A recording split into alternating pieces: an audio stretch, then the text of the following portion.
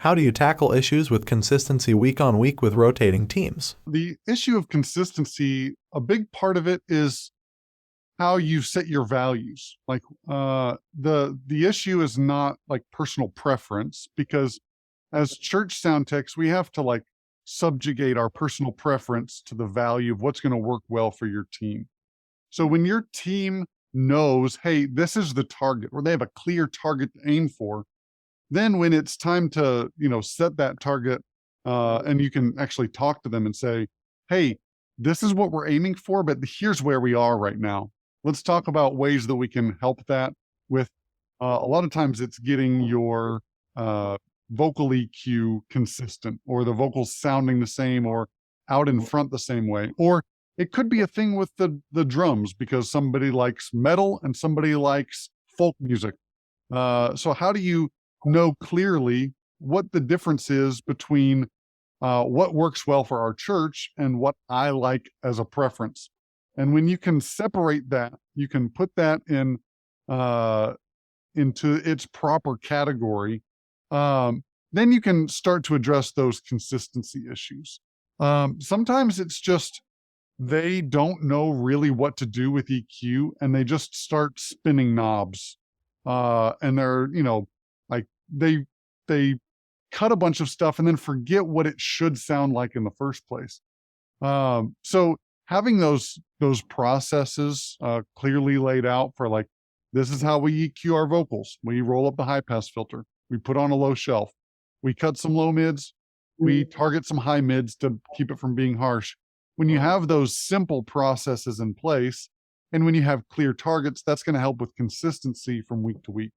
Is it a good idea to save scenes for the band setup and then just mix levels on the day? I always like to start off somebody with a bass scene that's kind of vanilla, right? They can go whatever flavor direction they need to, or they've got enough flexibility within that it's taking care of the basic stuff, the gain structure, the monitor sends, the basic effects routing. All those decisions that you don't have to make initially make a big difference in how you can actually adapt to things that are different from week to week. So if you've got the same acoustic guitar player, you're probably going to sound pretty similar from week to week. But let's say you've got a different bass player, and one person has an active bass and one person has a passive bass, right? Those levels and sounds are going to be a little bit different. You're going to be able to adjust quickly back and forth between the sounds that are in the bass scene, and then get those other little things in place. So every once in a while, you need to go, through and clean up your bass scene.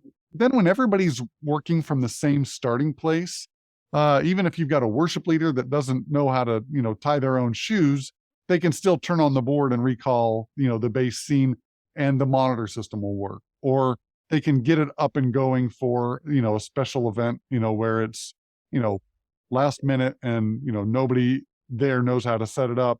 Well, at least you can get things up and running pretty simply. So the bass scene really, really helps lower the threshold for which you have to train, right? Because a lot of the decisions are already made. You're setting up your trainees for success. So that's super helpful. Here's a question on recruitment. What if someone wants to join your team, but you recognize they don't have the ideal attributes or personality characteristics? It's similar to the first question. You've got to be clear on what those attributes are, and just be straight up front. This is what it takes to serve on this team. Not everybody is qualified for every position on every team at church. So you can be clear up front, be like, hey, this requires that you understand some music. You're not afraid of the technology, and we can do the interpersonal stuff and train you to do that. If you're not doing these things, we're going to ask you to serve someplace else, and that's okay. We still love you. But, making it clear that you have standards for serving on your team ahead of time keeps you from getting in that mess of like, yeah, I told this person, yes, they can serve on this team, but now they're like really attached to it. They really like it, but they're not any good. They cannot hear balance. They can't tell who's singing the melody, and it's often a train wreck. When you can clear that up at the beginning, that makes it much, much easier to be able to, parse out who's going to be able to serve and who's not. And then even if you have to fire somebody, then that conversation is not personal. It's not, we don't like you. It's, we have standards for this job and you're not able to meet that. Have you considered ushering, or can you do screens, right? There's lots of other options that you have for people that aren't really hitting the mark, but you have to make clear what that mark is and what that target is so that you can have that conversation early and often. You don't have to, get awkward or have things go unsaid for a long time.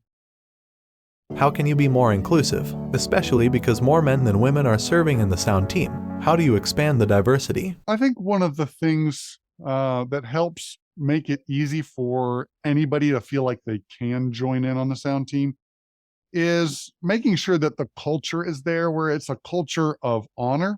It's a culture of everybody being teachable. And so then willing to teach those that have aptitude, but might not fit the mold where they see it.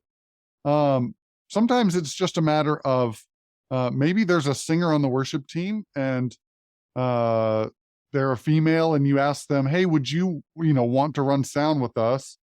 And finding those people that are apt to do it, that have the ear for it, and,